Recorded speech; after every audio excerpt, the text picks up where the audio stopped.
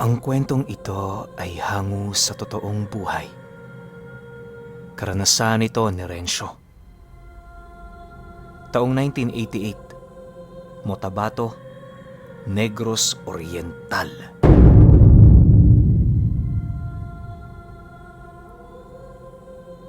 Itong mga panahong ito, nakatira sa gilid ng burol itong pamilya ni Rencio. May kalayuan ang kanilang tahanan noon sa baryo, kung kaya't bibihira lamang sila roon kung tumungo. Ang naging pangunahing hanap buhay nila sa lugar na yon ay pag-aalaga ng mga hayop at pagbibenta ng mga gulay na kanilang naaani. Minsan, nagtitipon din sila ng mga panggatong na siya namang kanilang ipinangbibili sa mga karinderya. Kapag wala rin silang ginagawa, nagsasaka sila sa burol nang sa gayoy mapalago pa nila ng husto ang mumunti nilang negosyo. Kahit payak lang ang pamumuhay nilang mag-anak, naging maayos naman ang lahat. Hindi man nila naiiwasang maghirap sa mga buwang dumaraan, ipinagpapasalamat na lamang nila ito, gawa ng kahit papaano, malusog naman ang bawat miyembro ng kanyang pamilya.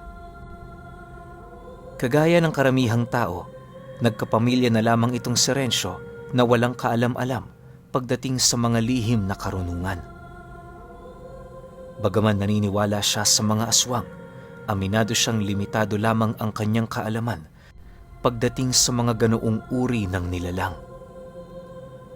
Bilang lang din sa kanyang mga daliri ang alam niyang pangontra laban sa mga ito, subalit hindi naman niya yun gaanong pinagtutuunan ng pansin. Naniniwala si Rencio, mababagsik lamang ang mga nilalang na yon sa mga taong nakagawa sa kanila ng kasalanan. Pero sa mga taong mababait naman, nasisiguro niyang hindi ito gumagawa ng mga karumal-dumal na mga pangyayari. Sa loob ng ilang taon nilang paninirahan sa lugar na yon, marami na siyang nakilala at nakausap na mga tao na napapadpad lamang sa lugar nila. Ang iilan sa mga ito nang hihingi pa ng makakain, habang ang iba naman humihingi sa kanya ng mga bunga ng nyog. Minsan, may mga dumaraan din ding rebelde kung saan nang hihingi sa kanila ng mga bigas at iilang mga damit na kailangan naman ito sa bundok. Kapag meron, binibigyan ito ni Rencio, pero kapag walang-wala talaga sila, humihingi na lamang siya roon ng pasensya. Naiintindihan naman siya ng mga ito, lalo pat sinisigurado niyang ipakita ang kabuuang laman ng bahay nila upang hindi sila nito mapagdudahan. Dahil sa ganoon niyang pag-uugali, kung kaya't namuhay sila roon ng payapa. Ayon sa kanya, na noong bago pa lamang sila roong naninirahan, meron silang mga kapitbahay, subalit sa paglipas ng taon, napilitan na rin yung umalis buhat sa mga panggagambala ng mga elementong nakapaligid sa kanila. Ang bukod tangi lang doong nanatili ay ang kanyang pamilya. Sa pagsapit ng taong ito, nagkataong nagdadalang tao noon ang kanyang asawa. Dinadala nito ang kanilang bunsong anak, kaya na may labis-labis ang kanila roong pag-iingat. Upang makasigurong ligtas sila sa loob ng kanilang bahay, nagdesisyon si Renciong magpakalat ng iilang mga pangontra sa paligid. Ang tanging sinaboy niya lang noon sa dingding at bubong ng kanilang tahanan ay ang mga binili niyang asin na merong halong dagta ng kalamansi at bunga. Alam ni Rencio na hindi sigurado ang kanyang pangontra, pero naniniwala siyang maililigtas nito ang kanyang anak. Upang makasiguro na tama ang kanyang ginagawa, nagdesisyon siyang magpakonsulta sa albularyo upang makahingi ng pangontra. Bale, hindi agad-agad sila nakabisita sa tahanan nito, lalo pat abala rin naman sila sa kanilang mga pamumuhay. Isang araw, nagkataon naman noong araw ng pamamahinga, nagdesisyon siyang ipakonsulta sa albularyo ang kanyang asawa. Bukod kasi sa magtatatlong buwan na ang dinadala nito, meron na rin siyang napapansin noong kakaibang mga hayop na gumagala di kalayuan sa kanilang tahanan. Ang albularyong pinagkonsultahan noon ni Laurencio, isang dating sundalong tumiwalag sa sinumpaang tungkulin nito. Walang nakakaalam kung bakit yun umalis sa serbisyo, pero isang bagay lang ang alam ng mga tao sa kanilang lugar, at yun ay isang magaling na albularyo. Ni minsan wala pa itong sinukuang karamdaman na merong kaugnayan sa mga nilalang na hindi nasisilayan ng mga pangkaraniwang mata ng tao. Maging si Rencio nga noon, hindi maipagkakailang naghahangad ring malaman ang nakaraang buhay ng albularyo na palagi nilang pinagkukonsultahan. Sa pagdating nila sa tahanan nito, nadatna naman nila yung gumagawa ng silya gamit ang kawayan. Pagpasok nila sa loob ng bakuran nito, agad naman silang napansin ng albularyo at kasabay nito ang dahan-dahan nitong pagtigil ng kasalukuyan nitong ginagawa.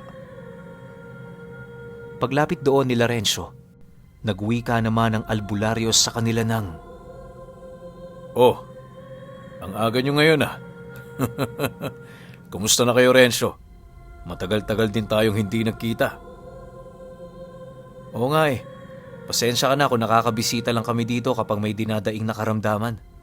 Alam mo naman, marami kaming trabaho. Ultimo nga yung mga kadugo namin eh.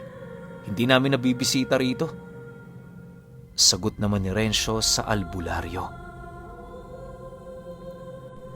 Nang marinig naman ito ang kanyang sinabi, agad naman yung tumayo para pagtimplahan sila ng kape at kunan ng tinapay. Habang kumakain sila noon, doon niya ipinagtapat ang tungkol sa pagdadalang tao ng kanyang asawa. Ayon sa albularyo, karaniwan lang na makakita ng ganoong mga hayop, lalo na kapag merong buntis sa kanilang pamilya. Mariin din itong inilahad sa kanya, huwag tatangkaing lapitan ang mga nilalang na yan, gawa ng hindi ito mga pangkaraniwang hayop. Kadalasan sa mga ito mga sigbin, at ang iilan naman mga tagapagmasid ng aswang. Ipinagtapat din sa kanila ng albularyo, maraming aswang ang naninirahan sa kanilang lugar, kaya na may normal na ito. Upang matiyak na makakaiwas sila sa panganib, huwag silang gagawa ng mga bagay na ikakagalit ng mga nilalang na yon. Dagdag pa nito na sapat na ang pangontra para maiwas sa tiyak na panganib ang anak nila. Sa pagpapatuloy ng kanilang pag-uusap, doon na humingi ng pabor si Rencio sa albularyo. Nais kasi niyang isama yon sa kanilang tahanan para naman kahit papaano matingnan nito ang kanilang bahay kung ligtas pa bang tirhan o kailangan ng ayusin. Sa lahat kasi ng inaalala niya noon ay walang iba kundi ang bahay niya. Isa sa mga bangungot noon ni Rencio ang salakayin sila ng mga nilalang habang sila'y namamahinga. Bukod kasi sa ilang beses niya na yung napanaginipan, aminado siyang may posibilidad yung mangyari. Nang marinig naman ng albularyo ang kanyang sinabi, walang pagdadalawang isip naman yung sumang-ayon. Makalipas lamang ang ilang minuto, inabutan na nito ng pangontra ang kanyang asawa. Binigyan na rin siya nito ng latigong gawa sa buntot pagi na siya namang gagamitin niya sa pagbabantay sa pamilya niya. Maya-maya pa, doon na rin naghanda ang albularyo para sumama sa kanila. Habang binabagtas nila ang daan, naging abala naman sila sa kanilang pag-uusap. Kung ano-ano ang kanilang paksa noon na merong kaugnayan sa mga nilalang na hindi nakikita, lalong-lalo na sa mga aswang. Ayon sa albularyo, makailang beses na rin siyang nakapatay ng mga aswang, pero hindi niya yun ipinagmamalaki kahit kanino man. Para sa kanya, mga tao pa rin ang mga ito na nabiktima lamang ng dyablo. Dagdag pa ng albularyo na hindi magiging maganda ang patuloy na paglasap ng tagumpay ng mga taong nagtatanga ng karunungan ng kanan sa kadahilanang maghuhudyat lamang ito ng walang hanggang digmaan. Hanggat may nananalo, meron ding mga nilalang na naghahangad na matalo ang mga nanalo. Matapos naman itong marinig na Rencio, seryoso naman siyang napatingin sa albularyo habang mahinahon niyong tinatanong ng, "Di ba, sundalo ka noong bata ka pa? Bakit mo iniwan ang trabahong yun? Kung sana'y pinagpatuloy mo yun, di hamak na mas malayo na ang narating mo ngayon." Ipagpapatuloy ko pa ba ang paninilbihan sa bayan? Gayong nakikipagdigma ko hanggang kamatayan na alam kong meron pa ring inaapi ang mga mayayaman? Anong silbi ng pagpapayaman sa mundo? May iwan mo lang naman ang lahat ng yan. Mas mainam na pagtunan mo ang iyong kaligtasan kahit ikaw ay naghihirap. Ang buhay natin dito parang isang kisap mata ang pagwawakas. Mas pipiliin mo bang lamunin ang kalayawan kaysa magtiis hanggang wakas para maligtas ka? Seryosong sagot naman sa kanya ng albularyo. Dahil sa sinabi nito, doon na pagtanto ni Rencio ang dahilan ng lalaking yon kung bakit naging isa itong albularyo. Gayunpaman, hindi niya pa rin nauunawaan kung bakit may mangilan-ngilang tao ang nagpapasyang dumaan sa ganoong hirap ng buhay. Ang mas ipinagtataka niya pa sa lahat, gumagawa yun ng mga trabaho na walang hinihinging bayad. Sa isip-isip niya, hindi ba nila pinapahalagahan ng mga pangangailangan nila? Bagaman marami siyang katanungang naghahangad ng kasagutan, minabuti niyang itago na muna ito. Para kay Rencio, mas mahalaga ang kaligtasan ng kanyang pamilya kaysa sa mga bagay na inaasam niya. Sa pagdating nila noon sa kanilang tahanan, agad naman niyang pinapasok ang kanyang asawa para makapag-usap sila ng albularyo. Habang naglilibot sila noon sa kanyang pamamahay, doon ito inilahad sa kanya ang tungkol sa mga bagay na kinakailangan niyang kumpunihin. Bagaman naniniwala itong hindi makakapasok ng basta-basta ang mga nilalang na yon sa kanilang tahanan, mas mainam pa rin na makapaghanda sila. Makalipas pa ang ilang minutong paglilibot, inabisuhan siya nitong maglagay ng dahon ng badyang sa bubong ng kanilang bahay na merong asin. Kinakailangan niya ring magbuhos ng suka sa pundasyon ng kanilang tahanan upang hindi ito basta-bastang mauga ng mga aswang na nagbabalat kayo bilang mga dambuhalang hayop. Matapos ang kanilang paglilibot, wala namang nakitang dapat kumpunihin ang albularyo. Kinahapunan, matapos nilang kumain, agad din naman yung nagpaalam. Bago ito tuluyang umalis, kabilin-bilinan nito sa kanya na nagsisimula ng maamoy ng mga aswang ang malasalangkang amoy ng anak niya. Dagdag pa nito na sa mga susunod na buwan, asahan na niya ang pagbisita ng mga nilalang na yon.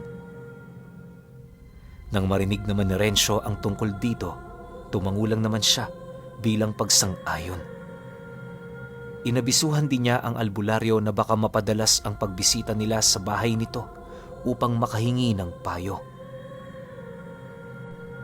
Sige lang, huwag kayong mahiyang bumisita kapag meron kayong kailangan. Basta kaya kong gawin, tutulong ako. Sagot naman ng albularyo nang marinig nito ang sinabi niya. Matapos ang kanilang pag-uusap, agad din naman yung umalis. Sa paglipas ng mga araw, naging abala naman si Rencio sa pagmamasid sa buong paligid. Lahat ng kaluskos at hayop na kanyang nakikita sa bawat araw na dumaraan, pinag-aaralan niya. Maigi niya ring tinatansya kung nasa ordinaryong sukat ba ito, ordinaryong wangis at ordinaryong kulay.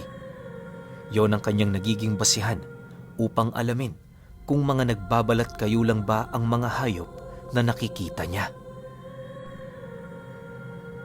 Isang buwan pa noon ang lumipas Bigla naman siya noong naalarma nang may masipat siyang dalawang magsasakang hapon-hapon dumaraan sa gilid ng tahanan nila. May mga suot yung salakot at hindi naman yung gaanong tumitingin sa bahay nila. Kung iisipin, wala naman doong nakakapagduda, subalit alam na rin siyang walang tao ang dumaraan sa gilid ng bahay nila. Yung unahang bahagi kasi nito, purong patag na. Wala din doong naninirahang tao buhat sa malayo na yon sa baryo. Matagal na rin niyang alam na sila lamang ang pamilyang naninirahan sa lugar na yon, kung kaya't nakakapagtaka talaga ang paglitaw ng mga ito. Upang hindi na lumala ang pangyayari, nagdesisyon siyang humanap ng pagkakataon para kumprontahin ang dalawang magsasaka. Nais niya kasing malaman sa mga ito kung saan yon naninirahan at kung ano ang kanilang ginagawa sa lugar na yon. Bagaman malakas na ang kanyang kutob na hindi yon mga pangkaraniwang tao, sinubukan niya pa rin gawin ang naiisip niyang plano. Isang hapon, habang nagkakape siya, muli na naman niyang nasipat ang dalawa. Malayo pa man ang mga ito, dali-dali na siyang tumungo sa labas ng tahanan nila para hintayin ang paglapit ng mga ito sa kanya. Nang masipat naman niyang malapit na ang mga magsasaka, agad naman niyang hinarang ang daan habang nagwiwika sa mga ito ng, "Magandang hapon sa inyo. Matanong lang, saan kayo pumupunta? Noong mga nagdaang araw pa kasi namin kayo rito nakikita eh. Alam ko, walang naninirahang pamilya sa unahang bahagi ng bahay ko. Kung meron man, mga rebelde lang yon na pansamantala roong namumugaran. Sa estado ninyo, mukha naman kayong hindi mga rebelde." Nang marinig naman ng dalawa ang kanyang sinabi, bahagya naman yung natigilan sa kanilang pagdaan. Pagbaba nito ng kanilang mga salakot, doon nasipat ni Rencio na kambal pala ang dalawang yon. Maya-maya pa, pagbaba ng mga ito, agad naman siya nitong nilapitan habang galit na nagwiwika ang isa sa mga ito ng, "Ano man ang pakay namin dyan, wala kang pakialam. Pagtunan mo ng pansin ng pamilya mo, hindi biro ang sitwasyong kinakaharap nyo. Unti-unti nang lumiliit ang lupang ginagalawan nyo." Matapos nitong makapagwika, parang pipi namang iniwan ng dalawa itong si Rencio. Dahil sa kanyang pagkasindak, inabot muna siya ng ilang minuto bago tuluyang nanumbalik ang kanyang wisyo. Pagsilay niya sa dalawa, napansin naman niya ang mga itong nakalayo na sa kinaroroonan niya. Dahil sa mga pangyayaring yon, wala naman siyang nagawa kundi ang bumalik sa loob ng bahay nila. Pagpasok niya, bigla naman siyang nakaramdam ng matinding panghihina na halos dumating na sa puntong hindi na niya maihakbang ang kanyang mga paa. Nararamdaman na din niya noong mabubuwal na siya dahil sa panginginig ng kanyang buong katawan. Namumutla na rin siya noon na para bang mawawala na din ng malay. Nang mapansin naman yon ng kanyang mga anak, agad naman siya nitong ginabayan para makaupo ng maayos. Pinainom din siya nito ng tubig at pinagpahinga ng saglit. Sa pagsapit ng gabi, doon pa lamang nanumbalik ang normal na pakiramdam ni Rencio. Bagaman pinilit niya noong makatulog ng maaga, tila bang nanatiling gising ang kanyang wisyo. Hindi niya mawari pero napakabilis ng pagtibok ng kanyang puso na para bang meron itong panganib na nararamdaman. Sa paglalim ng gabi, dahan-dahan na ngang napapansin ni Rencio ang pag-iba ng simoy ng hangin. Sa puntong yon, nakaramdam siya ng labis na pagkabahala kung kaya't ang ginawa niya, lumabas muna ng silid pansamantala. Pagdating niya noon sa kanilang sala, napilitan siyang sumilip sa siwang ng dingding ng bahay nila at mula roon, bumungad sa kanya ang napakaraming mga nilalang na nakatayo sa labas ng bakod ng bahay nila. May mga kabaong na lumulutang, mga pangkat ng mga taong nakatalukbong ng kulay itim, mga pugot na ulong may mga nakatirik na kandila, mga dambuhalang aso, at mga naglalakad na mga paa. Ang mas nagbigay pa ng kilabot noon sa kanya ay noong makita niya ang kambal na kausap niya noong hapon. Bawat isa sa mga ito merong mga dambuhalang bunganga na halos umabot na sa kanilang mga tenga. Hubot-hubad din ang mga nilalang na yon at nakasakay yun sa mga hayop na napakalayo ng wangis kung ikukumpara sa pangkaraniwang kalabaw. Kulay itim naman ang mga balat nito pero yung mga mukha nito hindi niya maipagkakailang pagmumuka ng isang tao. Pagsipat niyang parang humihingi ng tulong ang mga nilalang na yon, doon na siya napaluhod sa papag ng kanilang bahay para manalangin. Yung pakiramdam na wala ka nang masasandalan pero naniniwala kang may Diyos. Ganon ang naramdaman noon ni Rencio. Makalipas pa ang ilang minutong taimtim niyang pagdarasal, nakaramdam siya ng kaginhawaan sa kanyang katawan. Bagaman alam niyang nasa labas pa yon ng kanilang bahay, pinilit niya ang kanyang sariling pumasok sa loob ng silid ng kanyang mag-iina para magbantay. Kinabukasan, maaga pa siyang tumungo sa bahay ng albularyo para humingi ng tulong. Nang marinig naman ito ang kanyang testamento, agad naman yung sumama sa kanya nang sa gayoy makapagdagdag pa yon ng mga pangontra. Naglibing na rin yon ng iilang mga agimat sa bahay nila. Masiguro lamang na walang makakapasok sa mga nilalang na kanyang nakita. Matapos itong gawin ng albularyo, doon ito inilahad na parte ang mga nilalang na kanyang nasilayan sa mga paninindak na kalimitang ginagawa ng mga aswang. Kapag ang taong nakakita sa mga nilalang na yon ay merong mahinang dibdib, paniguradong magwawala ito hanggang sa mapilitan na yung lumabas mismo ng kanilang pamamahay kasama ang kanilang pamilya. Naniniwala rin ang albularyo na ang nagtatangkang aswang sa asawa niya ay nahahanay sa lahi ng mga pad-awan. Alam ko wala pang nakakarinig sa inyo ng lahing ito. Kalimitan kasing nakikita ang ganitong uri ng mga aswang sa mga sementeryo. May mga pagkakataon ding sumasabay sila sa mga tiktik at balbal, subalit hindi naman talaga sila napapabilang sa lahi ng mga ito. Ang mas nakakapangilabot pa sa mga nilalang na yon, lahat ng kanilang kauri kaya nilang gamitin. Madalang lang kung magpakita ang mga pad-awan, kung kaya't mariing naniniwala ang albularyo, wala pang napapaslang sa uri ng mga ito. Limitado lang din ang kanilang nalalaman patungkol dito, kaya mas mainam na hayaan na lamang ang ganoong mga nilalang. Basta ang senyales na isang pad-awan ang aswang, parang mga espesyal na tao ang ginagamit nitong balat kayo. Halimbawa, kambal, pilay, may sakit sa pag-iisip at kung ano-ano pa. Matapos naman itong mailahad sa kanya ng albularyo, mariin naman siya nitong inabisuhan na kusang mawawala ang mga nilalang na yon kapag naipanganak na ang kanyang sanggol. Bagaman nagpaparamdam ang mga ito, wala yung magagawa, basta mapanatili lang nila ang lahat ng uri ng pangontrang na ibigay niya. Inabisuhan din siya ng albularyo na magpakatatag sa kadahilan ng ilang buwan pa niyang titiisin ang pagpaparamdam ng mga nilalang na yon. Dumaan pa ang mga araw at buwan, nagpatuloy nga ang pagpaparamdam sa kanila ng mga pad-awan.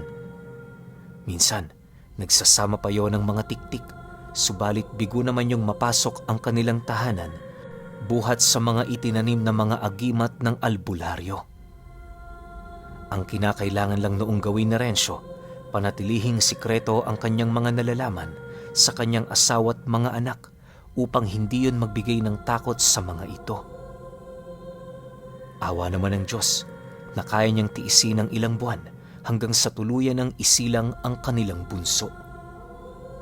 Maniwala kayo o hindi, pagkaluwal ng sanggol na yon, lahat ng kanyang nararamdamang kakaiba sa labas ng bahay bigla na lamang naglaho.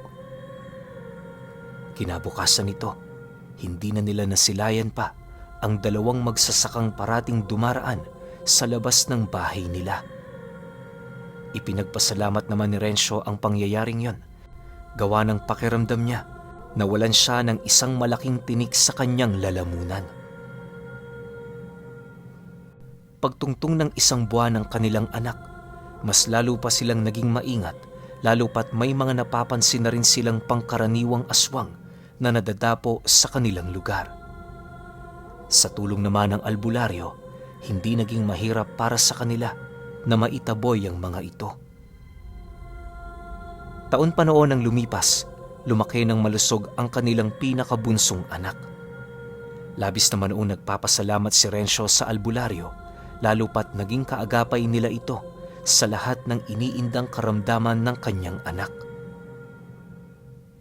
Pero alam niyo ba, na kahit walang masamang nangyari sa kanilang pamilya, hinding-hindi pa rin niya makakalimutan ang tungkol sa hindi pa nalalagasang lahi ng aswang.